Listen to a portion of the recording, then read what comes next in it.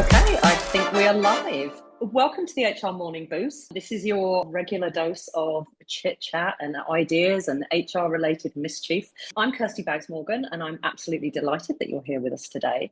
Before I introduce my guest today, I just want to say a quick thank you to ULife, who are our sponsors for the HR Morning Boost. Thank you to ULife for making this happen. So I am joined today by the rather lovely Dahlia Mukherji. Dahlia, do you want to introduce yourself, or do you want me to introduce you? I'm happy either way.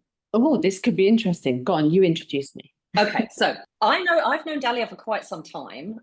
We are primarily connected now through my ADHD group, which is for HR professionals with ADHD. That's not the acronym that I want to trip up over, given the topic for this discussion. So Dahlia is a culture, DEI, engagement, and well-being consultant.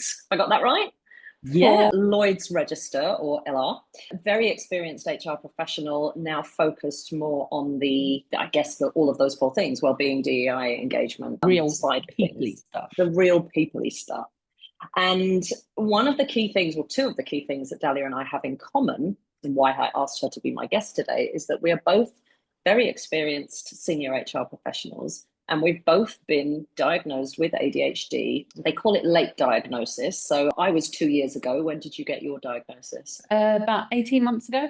Okay, yeah, so late diagnosed. And what we wanted to talk about today is some of the traits that are typical with ADHDers and how we both think they interact really, really well with a career in HR. So neither Dahlia nor I, we don't subscribe to the kind of, oh no, I've got ADHD mentality.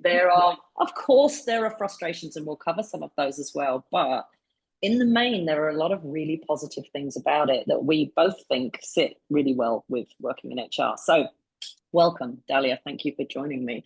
Shall we get straight into the fact that even ADHD isn't simple and there's more than one type? Yeah. Do you want to talk about that a bit? Sure. Until I was diagnosed, I didn't really know that there were different types. But I've learned so much more about it. So although they come under two types technically, so you've got inattentive, and then you've got the hyperactive/impulsivity. And then, so generally speaking, women are more diagnosed with inattentive, and men. And that's all this, isn't it? Yeah. Mm. And men with more of the hyperactive. However, you and I are the combined, which comes out in lots of different ways. But hyperactive isn't always climbing the walls. Actually, it's a lot in your head, lots going on, ants in your pants, can't sit still, won't shut up. Yeah, hence the title of this session. Yeah, it's funny because I think there's a misconception, and always has been, that ADHD is naughty boys at school running around being very physically active. And for me, my hyperactivity shows up in the things that you've just said. So a good example would be, put me in a long meeting and I have to do something with my hands. I have to get up and walk around. I have to doodle. I've got notepads full of doodling over the years. So it's not that I'm running rings around the meeting room, going out and doing like press ups. And it's not that kind of hyperactivity, but it's just having to keep moving, which is quite interesting. But yeah, so not everybody has both. Some just have one or the other. But that, again, I didn't know that either. That was quite a learning curve for me, that there were different types of it. Let me ask you your kind of personal story. What made you suspect that you might have ADHD? Well, funny enough, I never suspected it. I have a daughter who's now 12 who is autistic, and I had read to the nth degree on autism, researched, really fighting for her because she masks really well. So no one believed me for quite some time. And then once I joined the company I'm in now, the part of the business that I started in was technology. A large number of people who have some sort of neurodivergence. Some recognized it, some didn't. I realized, I thought outside of my daughter now. I was like, hold on a minute, there are adults also who are struggling with this. And then started the neurodiversity piece and the creating a neurodiversity champion group and raising awareness and educating leaders. And one of my friends said, I think you have ADHD. And I laughed and told her to get lost. That obviously not, because I'm thinking my son's friends, naughty boys, the ones that are always getting in trouble, lose their temper at school, throw a ball at another child, but no, wasn't me. And just a couple of things then registered in a couple of conversations. One person had said, I've noticed it's all or nothing with you. You're either completely engrossed in something or you're not interested at all. Oh, yeah. And I thought, And then someone at the end of Neurodiversity Celebration Week, one of the years, asked me, so where on the spectrum are you? I was like, right, that's it. Now I need to know. This is getting silly. People are assuming this. I need to find out. And I did 6 different online ones, even played down the symptoms, and each one of them said, very highly likely, very high probability. And I kind of went, oh my God. And now I needed to get a diagnosis and got it. And yeah, so that's kind of how I got to here. But then, as I'm sure you know yourself, it's a bit of a journey when you do get that diagnosis. I feel like that's only really the start of it, isn't it? And it's funny, like I never gave it a second's thought. Everything that I now know to be ADHD traits, I always just assumed were my quirks, or, that's just who I was. And I knew that there were things that I did differently to other people, but it never entered my head that it was a thing. The thing that triggered me to find out more about it was that my best friend got diagnosed with ADHD. And then she started talking to me about it. And as she's reeling off this list, I was like, oh, Lord. And I looked at her and I said, do you think I might have it? And she just went, oh, yeah. I was like, okay. So I did some reading. I decided to go down the diagnosis route as well. I'd be really interested for those of you that are listening into this today. And I'm sorry, I didn't say welcome to you. I just got straight into talking to Dahlia, which is very rude of me. But please do say hello in the chat. Let us know where you're listening in from. And let us know if you have ADHD, if you think you might have ADHD, if you're just listening in because you've got a friend or a family member and you want to know more about it, but just let us know where you are with that, on that kind of, in the whole ADHD arena. What changed for you, Dahlia, in terms of once you got your diagnosis? How did that make you feel? What kind of went through your head? Well, at the very beginning, I think for a day or two, it was kind of, okay, things are starting to make sense now. Maybe it is wrong. And then kind of I went downward spiral, like, oh my God, my whole life I've been thinking there was something wrong with me. Why couldn't I do certain things? Why couldn't I behave in a certain way or react in a certain way or be extra professional and corporate and all of these different things, which took a bit of time. It was almost a rediscovery of myself. But once I started to really accept it, what I found was that I was less self-critical, because now I was starting to understand some of the things that I've been beating myself up about that I haven't been able to do like everyone else. Actually, I genuinely can't do it. It's not that I was stupid or I wasn't as good as someone else. It just meant that there are parts of my brain that are bigger and stronger, and that obviously comes from another part of my brain, maybe, it takes that power from another part of my brain. So I forgive myself for not being so rubbish. It's like a reframe, isn't it? Yes. It's a reframe of, and, I cried over certain things. The biggest one being ADHDers tend to not be brilliant with money. It's the financial regulation is what they call it. And oh, Lord, I kind of realized that's why I've always been so bad with money, and I can never get back the literally tens of thousands of pounds I've spent on shiny things and then never looked at them again. And so that was a big realization for me, a very frustrating one. And the rest of it was just, again, like you say, a reduction in being self-critical about the things that I now know are because of that and not because there's actually something wrong with me. So let's get into it in an HR context, because I think that would be just a really interesting way to kind of talk through some of the traits. So what would you say ADHD looks like in an HR role? So what are some of the types of situations or the types of things where the good stuff comes out and makes us, great in this sort of work? Well, crisis is number one. Because we go straight into it, like without a thought, we go straight into it and we deal with things, we sort it, we get it done. What happens afterwards, however, is we do have a bit of a crash because we've used up all our energy and mental strength and emotional strength to deal with the crisis. But that's been demonstrated again and again. Hence why often in HR, we are the go-to people. Even if it's not in our job remit, we are the go-to people. Also, you know, when there's something urgent, there's something that needs to be delivered quickly, or someone's messed up, or someone comes to you and says, hey, I've messed up a little bit. I've got this thing that needs to be delivered and I'm a bit stuck. No problem. That is where we thrive. Yeah. Really good problem solving skills and an almost pathological need to fix things that are broken. Yes. Which helps a lot in HR. Absolutely. Yeah, 100%. And I think we're very intuitive. So we're very good at reading the room or reading a group of people. But I think on the opposite, that sometimes that also can be a challenge for us, because just, you know, what you just said, we want to fix everything, including something that's hurting someone. We want to fix it even though we have no power over it. Yeah, 100%. Complete I think one of the other things that I would say, we're really good. We have loads of ideas. And so we're pretty good with innovation. I mean, I have so many ideas that I have had to create a not now notebook. Seriously, I've just started a not now notebook again this morning for all of the ideas that I don't actually have time to implement right now, but will maybe come back to, or maybe we'll never think of them again. But so many ideas. 100% out of the box.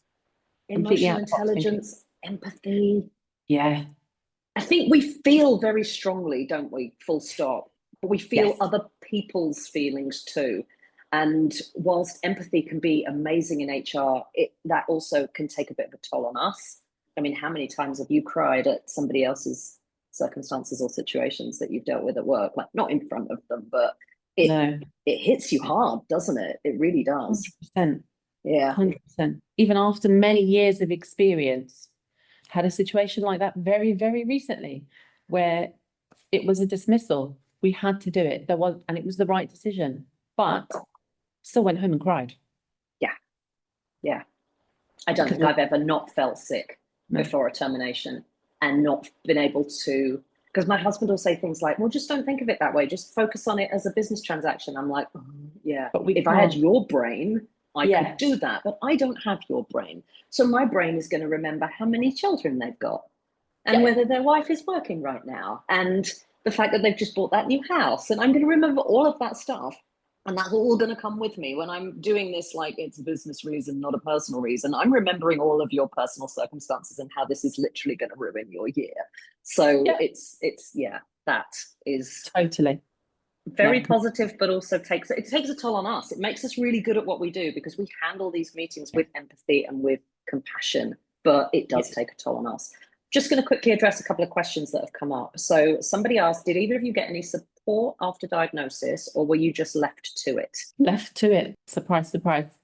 But that's how I found my tribe, ADHD group. Absolute godsend, have been phenomenal just going through this journey together. And the fact that we are very much embracing our ADHD rather than 100% moaning about it. Yeah, exactly, which I found was quite difficult for me in a lot of other kind of Facebook groups, LinkedIn groups, etc. And just talking it through with people who were open and non-judgmental, because we found, you know, we've carried a lot of shame and fear of judgment most of our lives.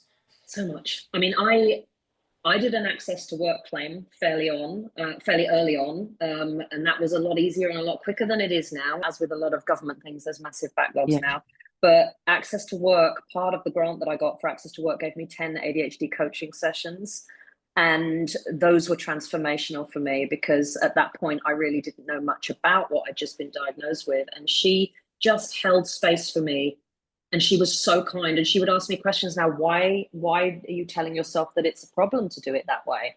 And I realized that because I was looking at it through the lens of somebody that was not neurodivergent. And the classic example there is, I leave everything to the last minute. We all do, you know, but we always get it done. And I said to her, like, I'll have a project. I'm given 3 weeks to get it done. I do it in the last 2 days. And she's like, why are you telling yourself that's a problem? I was like, because my husband's like, why don't you just do a bit every day for the 3 weeks? And I literally cannot do that. Oh, I have to do it the last 2 days. And she said, do you always get it done? Yes. Do you turn in good work? Yes. So then it's not a problem, is it? That's just how you do yes, things. I was like, light bulb moment. Amazing. completely. I Mm, think that was one of the biggest game changers for me, Kirsty, that I accepted that's just how I work, because I used to yeah. beat myself up Yeah. constantly. I'd sit in front of the computer. I need to do something and I just stare at it. I cannot do it. But then I'll pull something out the bag in 2 hours. Yep. But I've had 3 months to do it. I can remember saying 20, 30 years ago, I've done absolutely nothing at work today. And then some days, like, I've done a week's worth of work in one afternoon. Yeah. And used to think that can't be right. Sometimes I think like I've done sweet FA Yeah. today, Oh, and yeah. I'm going to get caught out. And then you're like, no, because you did all your week's work in 2 days when you were focused on it. Yeah. The other thing I would say in terms of support, I only set the ADHD group up because I needed it. And that's why it's not profit making. That's why it's not part of my business. It is just literally a community I set up because I thought there's got to be more of us that work in HR that feel like this. And, here we are. Goodness me, I'll be glad that you did, Kirsty. I love it. It's been great. It's absolutely great. Phenomenal. Let's talk about, this is something I want to talk about, sense of injustice, because I know this is something that you're extremely passionate about and something that I think stands us in such good stead in an HR role. But I know you wanted to talk about that, so go for it. Yes, gosh, this injustice, I've had it since I was a child, but never could quite understand why I would feel physically like I could not do anything. I had to. I had to react. Another child getting picked on, someone pushed another child. In the working place, this is something that has been a core strength, although sometimes has cost me dearly emotionally and exhaustion, etc. But making sure that what we do is moral, that we're doing the right thing, that line managers are not making off the cuff decisions because, well, they're frustrated. Making sure that businesses are held to account. It's often scary when the CEO says, well, no, we're not, this is what we're doing, an end of discussion. And I think that some HR people may think, okay, well, it's a business decision. Okay, it's a CEO, I can't argue it, but not me.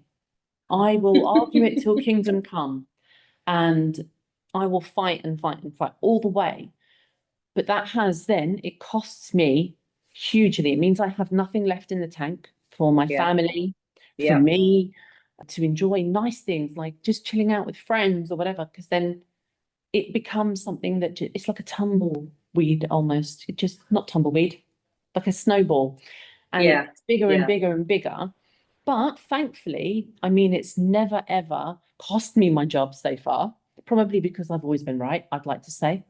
As me, I lost a job because I called the CEO out for nepotism. Yeah, see, we can't help it. And this is the thing that sometimes I find quite a challenge. People think that we're just being difficult or awkward or just accept it. No, but what Move on. you're like, no, this is wrong. Can't. This I is can't. wrong. I have to say something about it. It's wrong. And yeah, it did get me in trouble. I mean, that wasn't the only reason, but that was the beginning of the end in that role because he did not take kindly to it. And I think it's the only time that anyone has actually said JFDA to me. JFDI. The only time that has ever actually been said. And I was like, okay, then I'll do it. But yeah, that sense of injustice, I think it powers us to a certain extent, but we do also have to learn when to let it go. Stop. Yes, 100%. But it means that we champion our people, human. 100%. We keep the human in the HR. Yeah. At all times. One of the things I like about us. Yeah. So let's talk about rejection sensitive dysphoria, which some of you may not know about, but RSD, or rejection sensitive dysphoria, is difficult to say for starters. What that means is that when something goes wrong for us with ADHD, we'll react to it like the sky's falling. The slightest knock, a perceived rejection of any kind, our brains will build it up to be the biggest thing that's ever happened. And I would never betray anyone's confidence, but in our ADHD WhatsApp group, it's fairly regular that someone is having a total meltdown because somebody said something and their brain has interpreted it as, well, you're going to get fired. No one likes you. Everyone hates you. You're going to, and you're going to have to go and live in the Outer Hebrides in a shack because nobody's ever going to want to speak to you again. It is the most bizarre thing because it's like, even though we know that's what it is, we cannot make ourselves stop it and believe it. And so then having other people to say, this is your RSD at play, don't you? So I think it's, I don't know, it's helpful working in HR, but it also means that you can spiral a little bit sometimes, and that it is an overreaction, isn't it? Overreact to things when they don't go your way. Like if you're trying to persuade a board member or the board that they've got to do something and they won't do it, we'll take that as personal rejection. Like, I shouldn't even be there. Like, what was I even thinking, suggesting this in the first place? I should go and sit in a cupboard and never talk to anyone again. I think for me, that's just something that I have to be very aware of. Yeah.